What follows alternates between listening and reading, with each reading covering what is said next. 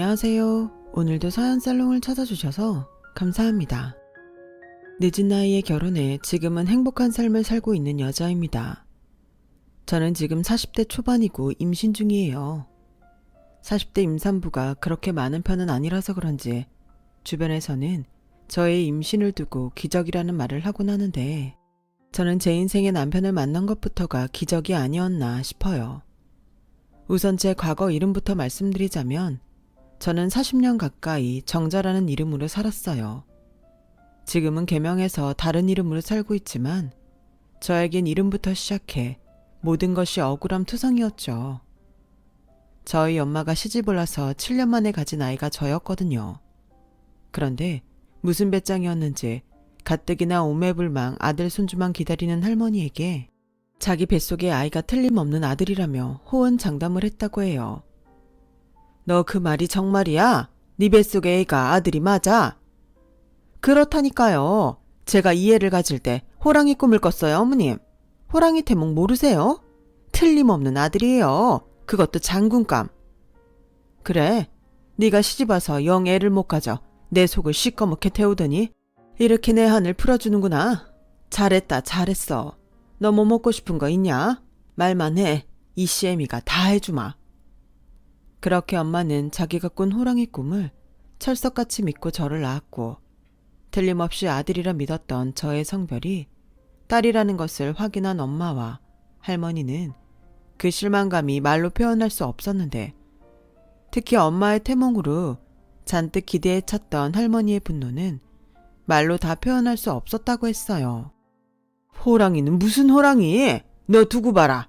이제부터 아들 낳기 전까진 넌 이 집에서 몸종인 줄 알아. 아니, 아들도 못 낳는 게 무슨 며느리고 여자야? 그렇게 할머니는 이제 막 출산을 한 저희 엄마에게 그렇게 역정을 내셨고 그래서 다음에는 꼭 아들을 낳겠다는 다짐으로 딸인 제 이름을 정자라고 지었다고 하더라고요. 학교 다니는 내내 그 이름을 가졌다는 이유로 언제나 놀림을 받아야 했어요. 하지만 엄마는 그런 것과 상관없이 자신의 염원대로 2년 뒤 아들을 낳았고 1년 뒤 연년생으로 또 아들을 낳으면서 모진 시집살이를 면할 수 있었는데요. 그에 반해 저는 제 아랫동생들이 모두 남동생이라는 이유로 지독한 차별을 받아야만 했어요. 그중 가장 기가 막히고 서러웠던 기억으로는 저희 가족들이 여자는 중졸이면 된다며 저희 고등학교 진학을 막았다는 거였는데 제가 어릴 때만 해도 고등학교에 진학하지 않는 아이들은 거의 없던 때라 저희 담임선생님을 비롯한 교장선생님까지 저희 부모님을 찾아와 설득까지 했던 웃지 못할 해프닝도 있었어요. 그리고 결국 설득에 넘어간 저희 엄마는 저를 고등학교에 보내기로 하셨어요. 지금도 저의 앞날을 바꿨던 저희 엄마와 교장선생님의 대화가 지금도 아주 뚜렷이 기억납니다. 정자 어머니, 요즘 시대에 딸이라고 고등학교에 안 보내는 집은 없습니다. 혹시 다른 이유가 있는 건가요? 정자 똑똑하고 3년 내내 반장에 전교 회장까지 한 녀석인데 너무 아깝습니다. 제가 오죽하면 여기까지 왔겠어요. 그러게요. 아니, 기집애 하나 때문에 교장 선생님이 뭐하러 이렇게까지 하시는지 저는 이해가 가지 않네요. 기집애가 너무 잘나면 오히려 골치인데요. 아니, 저걸 어떻습니까? 결혼하면 남의 식구 되는데. 정자 어머니, 이젠 그런 시대가 아니죠. 그리고 무엇보다 누나인 정자가 중학교밖에 나오지 않는다면 오히려 더 이상하게 보죠. 요즘은 옛날 같지가 않아서 가방끈이 짧으면 시집도 못 가고 그럼 장남인 재민이가 지 누나를 책임져야 할 수도 있는데 어머님은 그러길 바라시나요? 네? 우리 장남이 지 누나가 가방끈이 짧으면 책임을 져야 한다고요? 그렇다니까요. 요즘 세상이 그래요. 결국 저는 장남인 동생에게 짐이 되지 않기 위해 고등학교에 진학할 수 있게 됐어요. 그리고 대학은 죽어도 안 된다고 했지만 이미 장학금을 받고 대학에 가기로 결정을 한 터라 일단 대학 진학을 했는데 저의 대학 진학을 반기지 않았던 저희 집은 제가 대학을 졸업하는 그날까지 단 한 푼도 주지 않았어요. 그래서 장학금과 아르바이트를 하며 졸업할 때까지 잠도 제대로 자지 못하고 살았는데 그것도 자기 눈엔 꼴 보기 싫었는지 엄마는 누가 대학에 다니라고 했냐며 걸핏하면 저를 구박하기만 했었죠. 사실 엄마가 그렇게 떠받들고 사는 첫째 남동생이 공부에는 그다지 거리가 멀었거든요. 그런데 무슨 욕심이 많은지 자기는 저보다 더 좋은 대학에 갈 거라며 말도 안 되는 소리를 하곤 했는데 그럴 때마다 저희 엄마가 더 문제였어요. 그럼 우리 장남이 얼마나 똑똑한데 저것도 가는 대학을 너 같은 영재가 못 가겠니? 붙기만 해라. 그러면 그 뒤부터는 엄마가 다 알아서 해줄게. 기가 막히죠. 공부라는 게 노력 없이 되는 건 절대 아니잖아요. 결국 동생은 오스 끝에 겨우 서울에 있는 전문대를 다니게 되었고 자기들이 한 말이 있어 그런지 이건 다 네가 네 동생 운을 쪽쪽 빨아먹었기 때문이야. 너 내 아들 인생 어쩔 거야? 어쩔 거냐고? 라며 억지를 부렸는데 저는 10년 넘게 들어온 말이라 그런지 나중엔 이골이 나서 그 소리도 흘려듣게 됐어요. 아무튼 그런 시간을 견디고 저는 공기업에 취직해 지긋지긋한 집을 낳을 수 있게 됐죠. 제가 공기업에 합격한 그때도 엄마는 그 자리가 원래 장남인 동생 자리라며 제가 동생의 잘난 운을 쪽쪽 빨아먹는다고 하더군요. 이제 그 소리도 끝이구나 했는데 그렇게 집을 나오면서도 딱 한 가지 마음에 걸리는 사람이 있었어요. 그건 바로 제 막내 남동생이었죠. 엄마가 하도 장남 했기 때문에 장남인 첫째 동생은 엄마의 권위를 등에 업고 저나 막내 동생에게 함부로 했는데 태생부터 온순한 막내 동생은 걸핏하면 지영한테 당하곤 했거든요. 그래도 뭐 아들로 태어나서 저보다는 양반인 편이었지만 그런 막내 동생은 오히려 제가 집에서 억울한 대접을 받는다며 지 형과는 다르게 제 편에 서주곤 했어요. 그리고 저희 엄마는 사람이 참 치사해서 늘 몸에 좋고 비싼 건 아들들만 챙겨주곤 했어요. 그러면 첫째 동생은 그걸 제 눈앞에서 흔들어 보이며 약 올렸던 반면 막내 동생은 늘 제 몫을 항상 챙겨줬어요. 그깟 먹는 게 뭐라고. 그걸 몰래 먹다가 엄마에게 들키는 일이 허다했어요. 야, 너 그거 어디서 났어? 누가 너 먹으라고 사다 놓은 줄 알아? 이거 아주 웃기는 지집애네. 엄마, 내가 그거 누나한테 준 거야. 그러니까 누나한테 뭐라고 하지 마. 뭐야? 너는 왜 기껏 널 준 걸 쓸데없이 누나를 주고 난리야. 너도 네 누나처럼 국물도 없었으면 좋겠어. 세상에 저런 부모가 또 있을까요? 그때가 제가 중학생 정도였는데 나중에 알게 됐죠. 첫째 동생이 엄마한테 모두 일러 바쳤다는 걸요. 그리고 그 일이 있고 난 후로는 엄마는 또 누나 갖다 주면 안 되니 지금 당장 먹으라고 막내 동생을 다그쳤는데 그때 받은 마음의 상처가 아직도 남아있어요. 그렇다 보니 집이나 가족이라면 눈살부터 찌푸려지더군요. 그런 제 마음을 모르는 건지 알면서도 상관없다고 생각하는 건지 뻔뻔하게 저희 엄마는 돈이 필요하면 저에게 달라고 요구를 했어요. 참 어이없고 뻔뻔하다고 생각해 저는 엄마가 요구를 하면 갖은 생색을 내며 비싸게 굴었는데요. 그런 와중에도 엄마가 집에 생활비가 없다고 하면 막내 동생이 마음에 걸려 돈을 조금 보내긴 했었죠. 그러면 또 쥐꼬리만큼 준다고 어찌나 궁시렁거리는지 막내 동생이 자립만 하면 기필코 부모 자식 간의 연을 끊겠다고 몇 번이고 다짐하던 저였어요. 그렇게 저는 제 힘으로 독립해 그제야 서러운 생활을 졸업했고 오랜 고민 끝에 나중에 후회할 것 같아서 잘 다니던 공기업을 그만두고 평소 하고 싶었던 인터넷 플랫폼 사업을 하기로 마음을 먹었는데 제가 직장을 그만둔다고 하자 정작 제 합격 소식에도 반기지 않았던 엄마가 입에 거품을 물며 안 된다고 난리를 쳤어요. 뭐? 그 좋은 공기업을 그만두고 사업을 한다고? 너 미쳤냐? 그러다 쫄딱 망하면 그땐 어쩌라고 그래? 안 돼. 절대 안 돼. 그 좋은 직장을 왜 그만둬? 아무리 망해도 엄마한테 도와달라고 하지 않을 테니까 걱정하지 마. 그리고 이미 벌써 사직서 냈어. 그런데 굳이 이 말을 하는 건 나 이제 당분간 월급 없으니까 나한테 돈 얘기하지 말라고. 어머, 누가 들으면 네가 나한테 엄청 주는 줄 알겠다. 개미 콧구멍만큼 주면서 생색은? 엄마가 누나한테 그런 소리 하면 안 되지. 막말로 엄마가 누나한테 해준 게 뭐가 있어? 그런데도 엄마는 염치 없이 누나한테 다달이 돈 달라고 하고. 엄마도 참 양심 없다. 뭐야? 내가 해준 게 없긴 뭐가 없어? 네 누나가 이 엄마 아니었음 세상 빛이나 볼 수 있었을 것 같아? 다 낳아준 부모가 있어서 공기업도 다닌 거지. 됐고, 난 분명히 말했어. 그러니까 이제 돈 필요하면 엄마가 그렇게 좋아 죽는 장남한테 말해. 알겠어? 걔가 지금 돈이 어딨니? 장가 간다고 대출까지 받은 애한테? 뭐? 장가 가려고 대출까지 받았다고? 미친 거 아니야? 돈이 없으면 없는 대로 하든가. 아님 돈 모을 때까지 결혼을 미뤄야지. 얘 좀 봐. 네가 뭔데 우리 귀한 장남한테 막말이야? 결혼도 다 때가 있는 거야. 대출 받으면 좀 어때? 갚으면 되지. 누나, 그냥 냅둬. 당장 결혼 못하면 죽는 것처럼 형이 난리쳤어. 그러다 돈 없으니까 누나한테 돈 빌려달라고 한다는 걸 내가 말렸다니까. 형도 가만 보면 엄마 닮아서 염치가 없어. 야, 넌 지금 누구 편이야? 내가 그래도 너는 아들이라고 안 해준 거 없이 챙겼는데 왜 사사건건 네 누나 편만 드는 건데? 그걸 몰라? 엄마가 누나한테 좀 야박했어야지. 내가 오죽하면 누나 편을 들었겠냐고.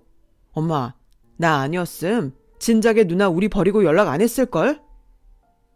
막내 동생의 말에 엄마는 더 이상 아무 말도 하지 못했어요. 그리고 직장을 그만둔 덕에 더 이상 엄마에게 연락이 오는 일은 없었는데 그건 그거대로 참 편하더라고요. 하지만 다른 사람들이 볼 때는 저의 결정이 무모해 보였던지 우려하는 말을 많이 듣곤 했죠. 그랬던 제 사업은 1년은 고전을 면하지 못했지만 3년 차에 접어들면서 본격적으로 수입이 늘어나기 시작했어요. 그리고 돈이라는 게 정말 신기하고 재미있는 게 어느 정도 돈이 벌리니 돈이 돈을 부른다고 사업은 아주 순조롭게 성장했고 5년을 넘기자 제가 전에 다녔던 공기업의 연봉보다도 훨씬 많은 돈을 벌게 되었는데요. 그러면서 취업난에 어려움을 겪던 막내 동생이 합류하면서 제법 회사다운 모습을 갖추게 되었어요. 그렇게 한 살 한 살 나이 먹는 것도 잊은 채 저는 일만 하고 살았어요. 그랬더니 주변에서는 돈 버는 재미도 좋지만 더 나이 먹기 전에 결혼도 생각하라며 저에게 남자를 소개하겠다고 했는데 그때까지는 결혼 생각이 없던 저는 그걸 전부 거절해버렸어요. 솔직히 결혼이라는 게 저에겐 가장 자신 없는 일이었거든요. 가정을 이룬다는 것도 무섭고 좋은 사람을 만난다는 보장도 없는데 결혼은 저에게 큰 모험처럼 느껴졌어요. 그러던 중 정말 뜻밖의 계기로 저는 지금의 남편을 만났는데요. 그건 바로 친구의 어이없는 소개팅 부탁이었어요.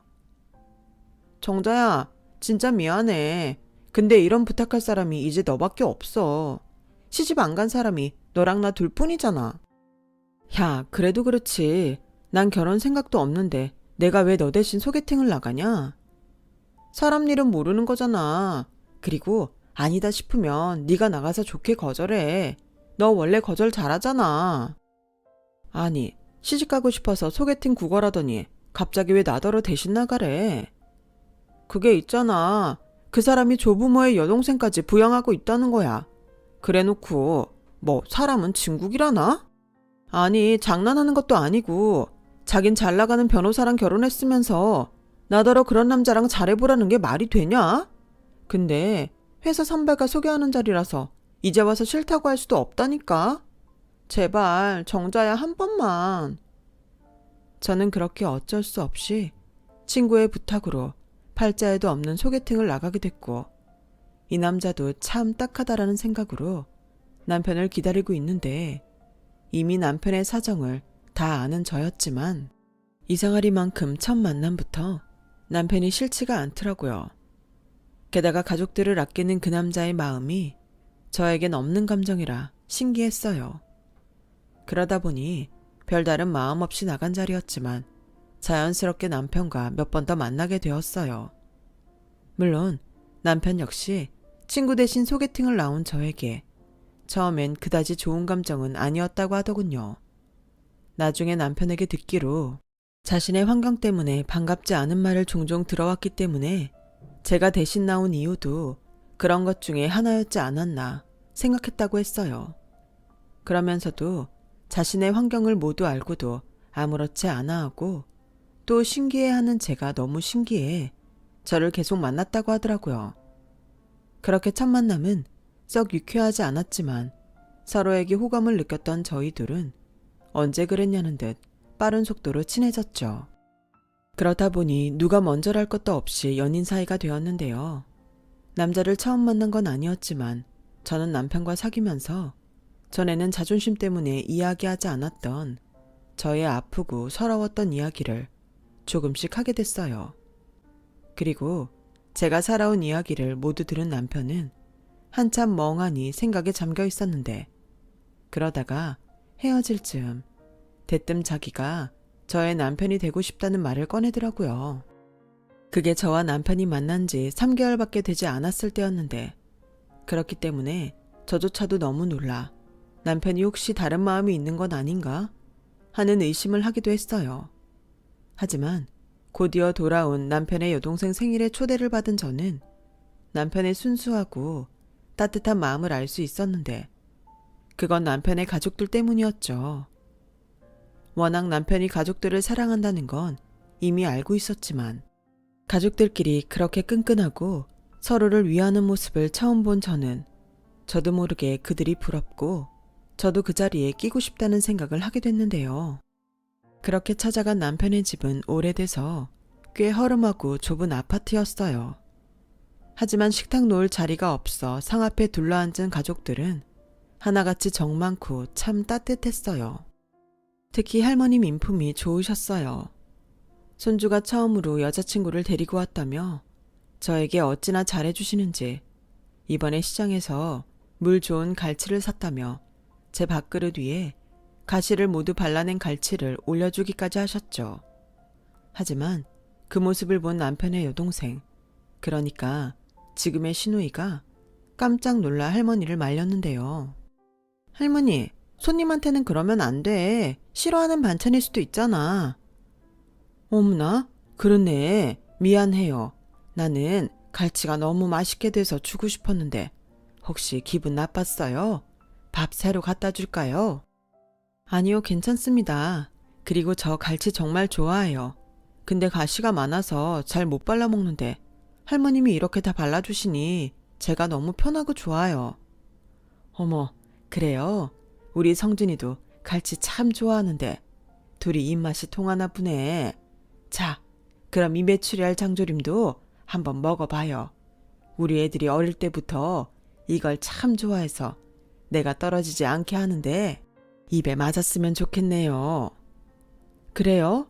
저도 메추리알 장조림 좋아하는데 그나저나 할머님 음식 전부 다 맛있어요. 제가 여태 먹어본 음식 중에 1등이에요. 저 다음에도 이렇게 밥 먹으러 또 와도 될까요? 그럼요. 언제든지 와요. 내가 다른 건 몰라도 항상 따뜻한 밥 한 그릇은 줄 수 있으니까. 저는 할머님의 그 말이 참 좋았어요. 그리고 그런 어른의 관심과 애정을 처음 받아본 저는 저도 모르게 얼굴에 미소가 번졌는데 어쩌면 할머니는 아셨던 것 같아요. 제가 이런 집밥이나 가족의 정에 굶주려 있었다는 것을요. 사실 저는 가족들과 살면서 따뜻한 밥을 먹어본 적이 없었어요. 늘 전에 만들고 남은 식은 밥이 제 몫이었죠. 누군가 해주는 따뜻한 밥을 먹은 저는 새삼 남편이 더 좋아지더라고요. 그리고 저런 할머니가 키운 남편인데 오죽 사람이 좋을까 하는 생각까지 하게 됐어요. 저를 집 앞에 데려다준 남편이 먼저 이렇게 말을 하기 시작하더라고요. 아까 봤듯이 우리 집이 그렇게 잘 살진 못해. 실망했을 수도 있는데 난 있잖아. 자기한테 우리 할머니가 해준 밥을 한번 먹게 해주고 싶었어. 어쩐지 자기는 처음 만났을 때부터 외롭고 쓸쓸해 보였거든. 근데 자기 살아온 얘기를 들으니까 난 다른 건 모르겠고 자기한테 가장 따뜻한 가족이 되고 싶더라. 그래서 자기한테 남편이 되어주고 싶다고 한 건데 많이 놀랐지. 생각해보니까 내가 너무 성급했더라고. 미안해. 아니야. 솔직히 나도 처음에 너무 갑작스러운 얘기라 놀라긴 했는데 오늘 자기네 가족들 보니까 자기는 정말 행복한 사람인 것 같더라. 저렇게 따뜻한 가족들이 늘 함께 해주니까. 잘 살고 못 사는 게 뭐가 중요해. 자기한테는 저렇게 훌륭한 가족들이 옆에 있는데 내가 오늘 자기 얼마나 부러웠는지 알아? 갈치도 맛있고 계란말이도 맛있고. 그래서 말인데 나 정말로 자기랑 결혼할까? 남편은 저의 말에 눈이 동그랗게 커졌어요. 그리고 제 주변에서는 무슨 집밥 한 번 먹었다고 결혼을 하냐며 현실을 직시하라고 저를 말리기도 했는데 이미 마음을 먹은 저는 그런 말들이 하나도 들리지 않았어요. 그리고 제가 결혼을 하겠다는 말에 저희 엄마는 남편을 보지도 않고 그야말로 방방 뛰었는데요. 무슨 네가 결혼을 해? 안 돼. 게다가 그 남자는 너보다 돈도 없다며? 그게 엄마랑 무슨 상관이야. 내가 좋아서 하는 건데. 이 헛똑똑이야. 그 남자가 너를 사랑해서 결혼하자고 한 것 같아? 네 돈 보고 접근한 거야. 뭘 알지도 못하면서. 설사 그렇다고 한들 엄마가 왜 그렇게 난린데. 난 괜찮아. 뭐? 야, 네가 번 돈 그놈이 흥청망청 쓸 텐데 괜찮다고? 에이, 엄마. 나 누나 남친 봤는데 그런 사람 아니야. 엄마는 제대로 사람 알아보지도 않고 왜 그렇게 비약해? 누나, 신경 쓰지 마. 야, 너 누나 회사에서 일 좀 한다고? 누나 편만 드는데 이건 절대 안 될 일이야. 만난 지 얼마 안 된 남자가 결혼하자고 하는 건 다 속셈이 있는 거라고. 그런 엄마도 속셈 있잖아. 언제 사업은 아무나 하냐며 뭐라고 하더니 내가 돈 좀 버니까 하루가 멀다고 돈 달라고 하잖아. 그야 엄마가 요즘 얼마나 힘들면 그러겠냐. 네 아빠 세상 뜨고 내가 뭐 변변한 수입이 있어? 왜 평생 그렇게 잘 될 거라고 호언장담하던 장남 있잖아. 얘가 또 가만히 있는 우리 장남을 걸고 넘어지네. 너 도대체 언제까지 그럴 거야? 동생이 살기가 힘들면 누나가 좀 나서서 돈도 척척 주고 좋은 일자리 있으면 동생 좀 꽂아주고 그래야지. 이건 뭐 지 혼자만 잘 먹고 잘 살겠다고? 아무튼 결혼은 안 돼. 그렇게 정 결혼이 하고 싶으면 너 나한테 아파트 한 채 사주고 생활비 꼬박꼬박 월마다 300만 원씩 입금한다고 각 썼어. 웃겨? 내가 왜? 나 성인이야. 엄마가 그렇게 나오면 나 그냥 결혼식 생략하고 그 사람이랑 혼인신고하고 살면 그만이야. 그러니까 그렇게 알아. 어머? 얘, 너 정말 그럴 거야? 야, 너 그렇게 시집가면 난 뭐가 되냐? 야! 저는 그제야 애타게 저를 부르는 엄마를 뒤로하고 남편과 조촐하게 식을 올린 뒤 혼인신고까지 마쳤어요. 주변에선 너무 성급하다고 저를 말리기도 했지만 저는 확신이 있었어요. 그리고 결혼하고 1년 동안 저는 그동안의 한을 풀듯 남편과 시댁 가족들의 사랑을 받으며 그야말로 행복한 시간을 보냈는데요. 할머님은 제가 괜찮다고 해도 늘 떨어지지 않게 반찬을 해서 시누이 편에 보내주셨는데 제가 너무 감사해 용돈을 드리면 한 번을 받지 않으셨어요. 우리 먹으려고 만든 거고 니네 조금 챙겨준 것뿐이야. 무슨 그깟 걸로 돈을 받니? 아니, 그냥 용돈 하시라고 드린 거예요. 이렇게 다시 돌려주시면 제가 너무 민망한데? 민망하기는 무슨. 괜히 너한테 돈 받으려고 반찬 보내는 것 같아. 난 싫어 얘. 그리고 네가 내 음식을 좀 잘 먹어. 난 그 생각만 하면 하나도 힘든 줄 모른다. 할머님 음식이 맛있으니까 그렇죠. 그러지 말고 전에도 말씀드렸지만 저희랑 같이 사시는 건 정말 싫으세요? 저는 정말 그러고 싶은데. 됐어. 원래 사이가 좋을수록 그렇게 붙어있으면 안 되는 법이야. 우리는 영지 저거 대학 졸업하고 집 밥벌이 하면 어디 조용한 시골이나 갈까 한다. 안 돼요. 그럼 저는 할머님 보러 시골까지 가야 하잖아요. 싫어요. 아유, 내가 무슨 말을 못해. 아무튼 너 또 돈 보내면 나한테 혼난다. 네 할아버지가 우리 먹을 만큼은 벌어. 그래서 성준이한테도 한 푼도 안 받는데 내가 너한테 돈 받았다고 하면 네 할아버지 승질에 나 쫓겨나. 참 사람들은 나빠요. 알고 보니 실질적인 가장은 남편이 아니고 할아버지셨거든요. 그런데 제대로 알지도 못하는 사람들은 당연히 남편이 남은 가족을 책임지고 있다고 생각해 장가가긴 글렀다며 남편에게 생각 없는 말을 했다는데 제가 다 화가 나더라고요. 그리고 행복한 시간을 보내며 점차 진짜 가족인 친정은 저에게 뒷전으로 밀려났는데 저의 결혼으로 저와 말도 섞지 않겠다고 선포한 친정엄마가 어느새 살포시 꼬랑지를 내리고 생뚱맞게 남편과 집에 오라며 초대를 했어요. 남편은 잔뜩 긴장도 하고 또 설레는 눈치였는데 저는 괜히 남편이 상처받지 않을까 걱정이 되긴 했죠. 그렇게 도착한 친정에는 처음 보는 광경이 저를 당황하게 했어요. 그도 그럴 게 식탁 위 한가득 음식을 차려놓고 씨암탉이라며 저희 남편 앞에 닭다리 2개를 전부 놓아주었거든요. 그렇게 좋아 죽는 장남인 동생이 그 자리에 있는데도요. 아니 무슨 일이야? 왜 닭다리를 쟤한테 안 주고 우리 그이한테만 줘? 왜긴 사위는 백년 손님이니까 그렇지. 넌 내가 잘해줘도 지랄이냐? 그야. 자기야, 오늘은 그러지 말자. 장모님 정말 감사합니다. 근데 제가 처남들도 다 있는데 다리를 2개나 먹으면 미안한데요. 매영, 괜찮아요. 다 드세요. 그리고 저희는 원래 닭 별로 안 좋아해요. 형, 그렇지? 뭐 그렇지. 난 한우 아니면 소고기도 안 먹으니까. 입이 고급이면 뭐하냐? 변변한 벌이도 없으면서. 너 이번에도 회사 때려치웠다며. 어째 3개월을 버티는 회사가 없냐? 너 그러다가 나이 더 먹으면 갈 수 있는 회사도 없어. 그건 알기나 해. 얘, 너는 무슨 말을 그렇게 하냐? 우리 집 기둥인 장남한테.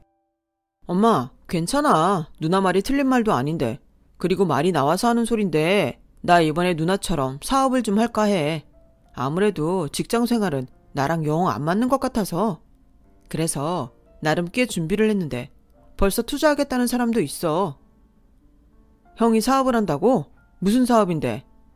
넌 알 거 없고 사업을 하려니까 미천이 좀 필요한데 다들 살만하니까 투자한다고 생각하고 나한테 돈 좀 해줘. 뭐야? 결국은 그 말 하려고 엄마가 우리 부른 거야? 뭐 겸사겸사지. 아니 그래도 사람 밥 먹는 자리에서 이건 아니지. 누나 지금 밥이 중요해? 그러지 말고 누나 돈 많이 벌었으니까 투자 좀 해. 누나는 한 1억 정도면 적당한 것 같은데 재혁이 너는 5천 정도. 그리고 엄마는 형편 되는 대로 해줘. 내가 사업 잘 되면 금방 갚을게. 뭐? 네가 사업을 하는데 우리가 당연히 돈을 해줘야 하는 거야?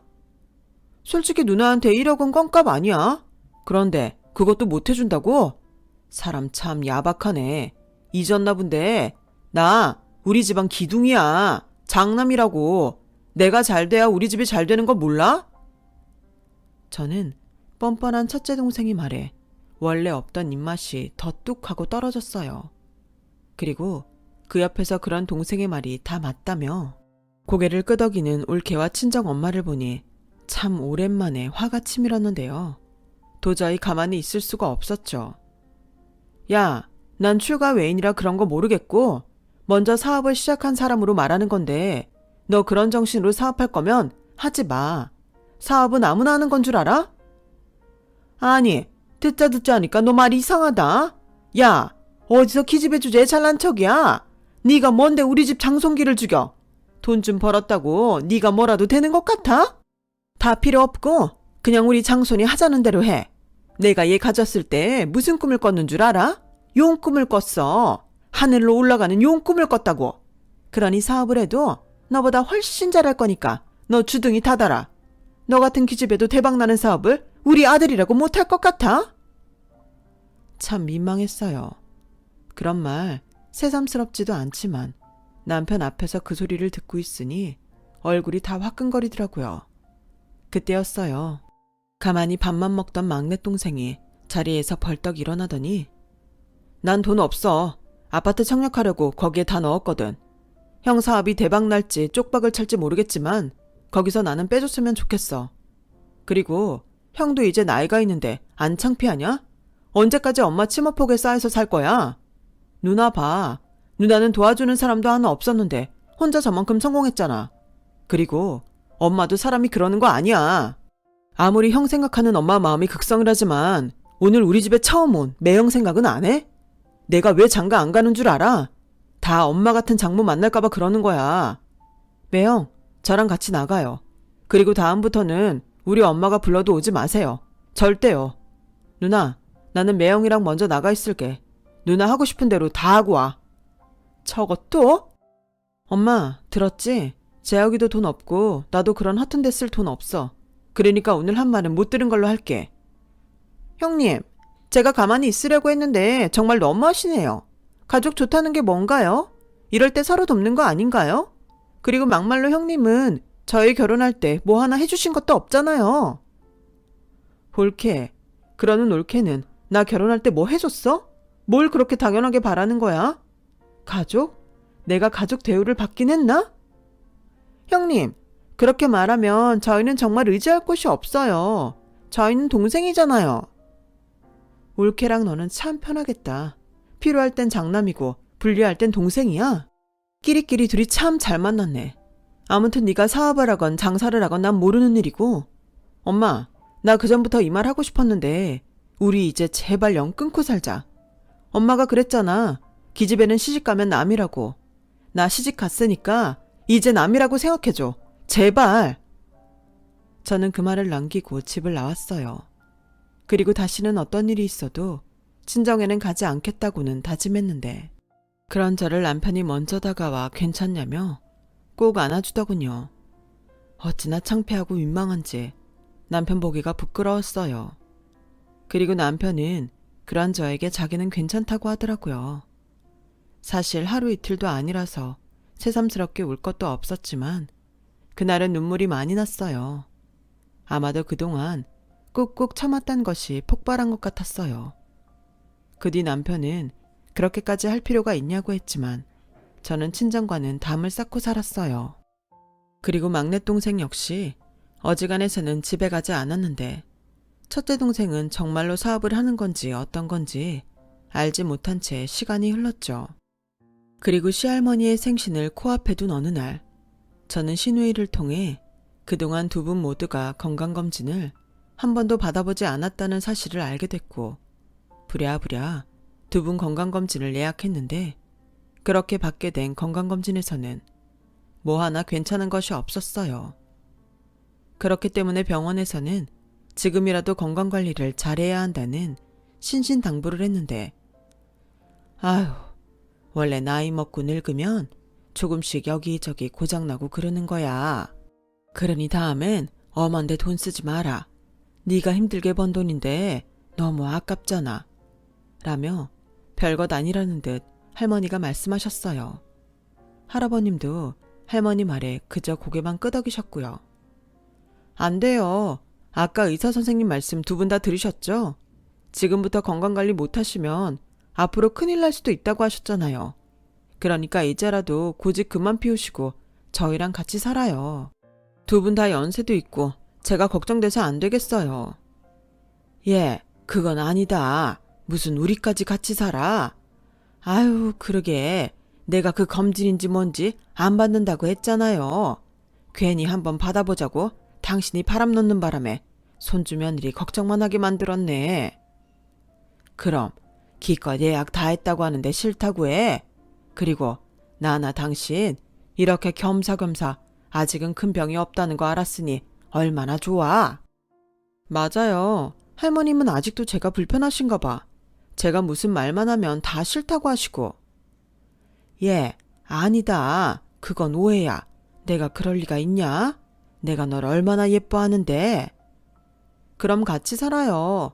저 맨날 할머니가 해주시는 집밥 먹고 싶단 말이에요. 아시잖아요. 제가 할머니 밥이라면 자다가도 벌떡 일어나는 거. 오죽하면 할머니 밥 먹고 싶어서 성준 씨랑 결혼까지 했겠어요? 뭐? 너 정말 내가 해준 밥이 그렇게 좋아? 네.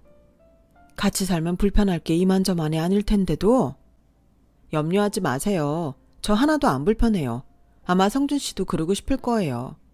내내 같이 살다가 떨어져 사는데 그 효자가 걱정이 안 되겠어요?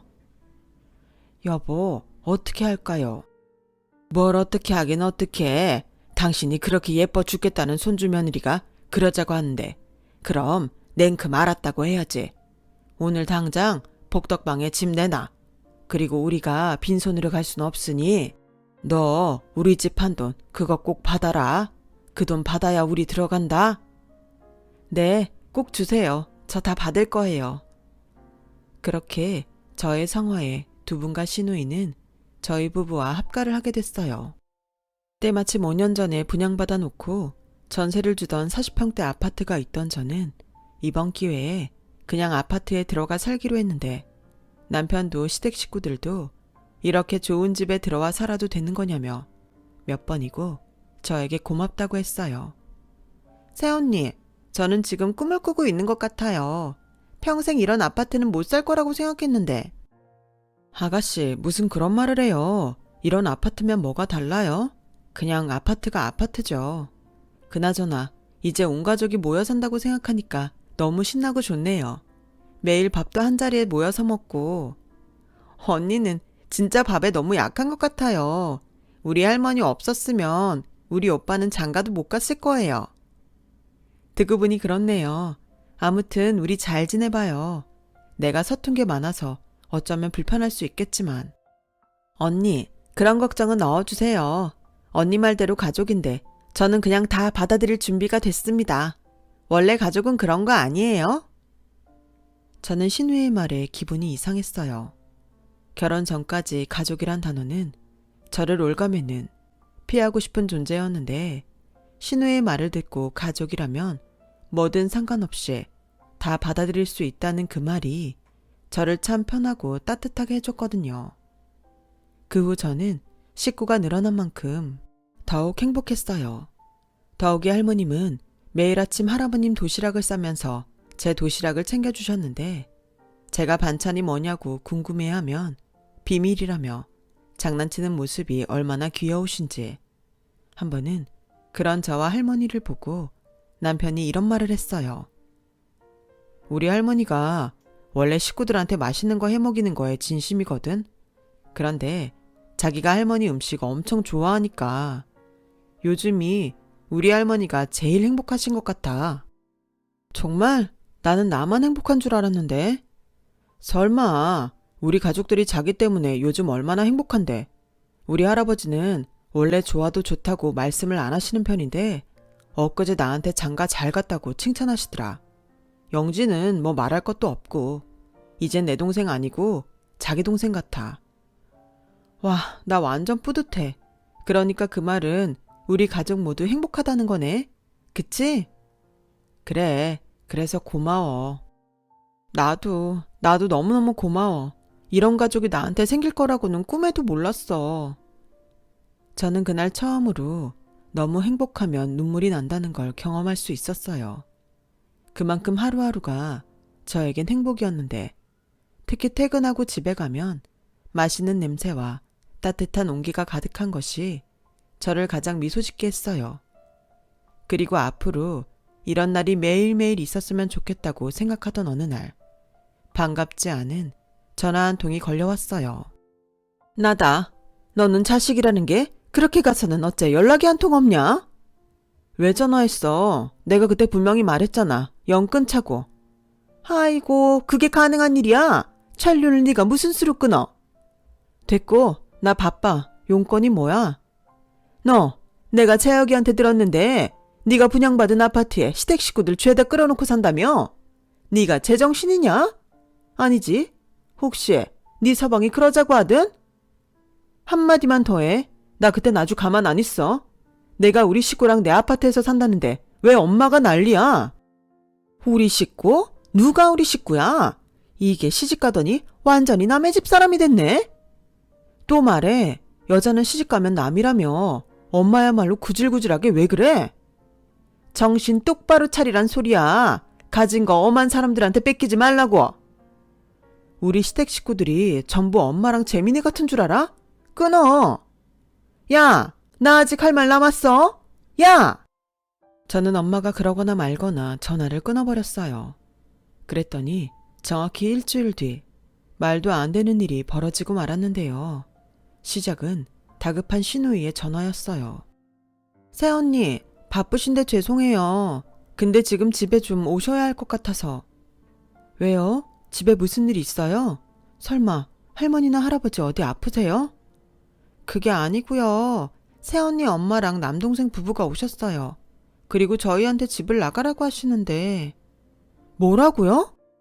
저는 신우이의 전화를 끊자마자 막내 동생이랑 정말 쏜살같이 집으로 갔어요. 그렇게 집에 도착하자 남편이 연락을 받고 집에 온 모양이었는데 혼자 난감했는지 발만 동동거리고 있더라고요. 그리고 이윽고 할머님과 할아버님이 쓰는 안방에서 쩌렁쩌렁한 친정엄마 목소리가 들려왔는데요. 아니, 사람들이 참 염치가 없어도 너무 없네요. 내 딸 집에 들어와 살면서 쪽방도 아닌 안방을 쓰십니까? 안방은 원래 집주인이 쓰는 건 몰라요? 아, 저희는 손주 며느리가 쓰라고 해서 그랬는데 안 싸둔 말을 들어보니 저희가 잘못한 것 같네요. 당장 짐 빼겠습니다. 그래요. 그리고 짐 빼신 김에 사돈처녀도 데리고 나가세요. 여긴 이제 저랑 저희 큰아들이 들어와 살아야겠으니. 지금 뭐 하는 거야? 누구 맘대로 여기서 살아? 할머니, 할아버지 놀라셨죠? 정말 죄송해요. 당장 내보낼 테니 조금만 참으세요. 뭐야? 내보내? 너 지금 네 엄마랑 네 동생을 내보내겠다는 거야? 얘가 아주 돌아도 단단히 돌았네.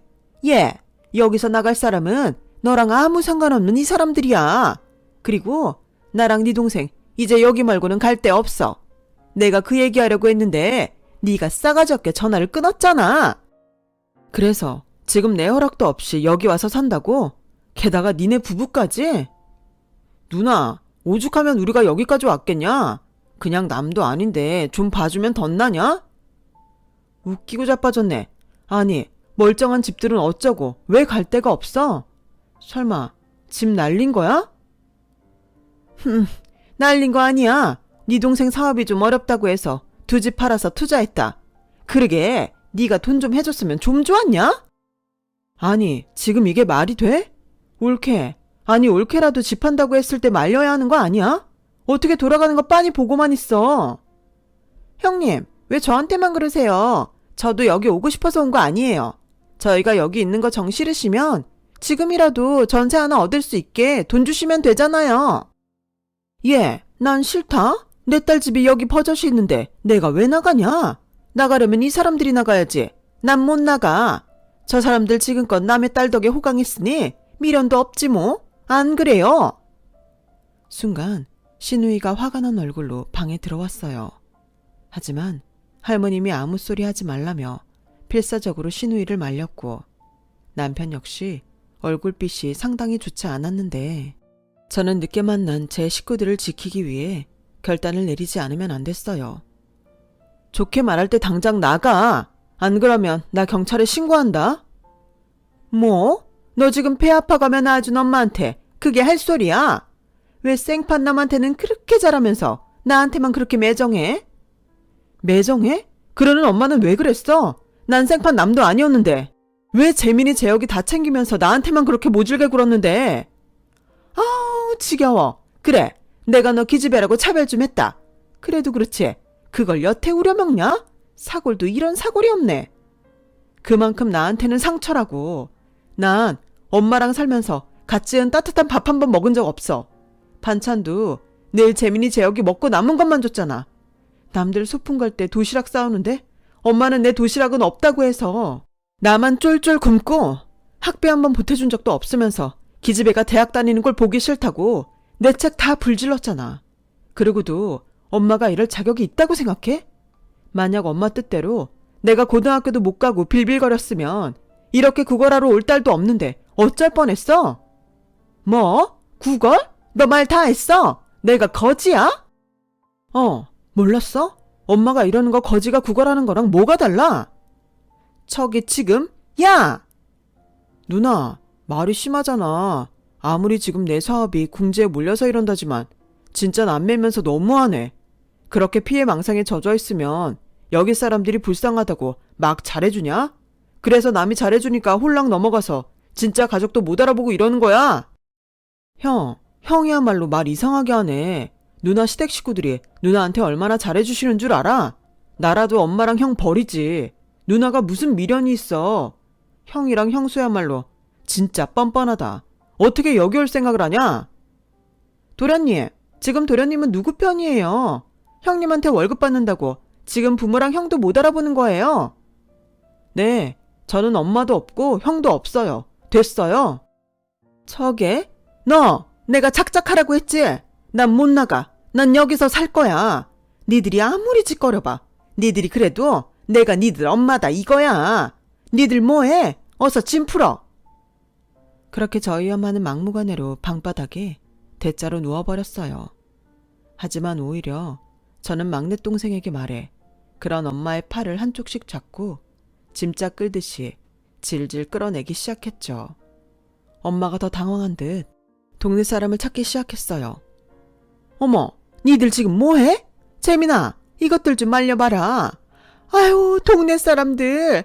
여기 지들 낳아준 부모 내쫓는 호래 자식들이 있어요. 동네 사람들. 아무리 불러봐. 요즘 같은 세상에 사람들이 남의 집 일을 내다볼 것 같아? 그리고 나 분명히 경찰에 신고한다고 말했다.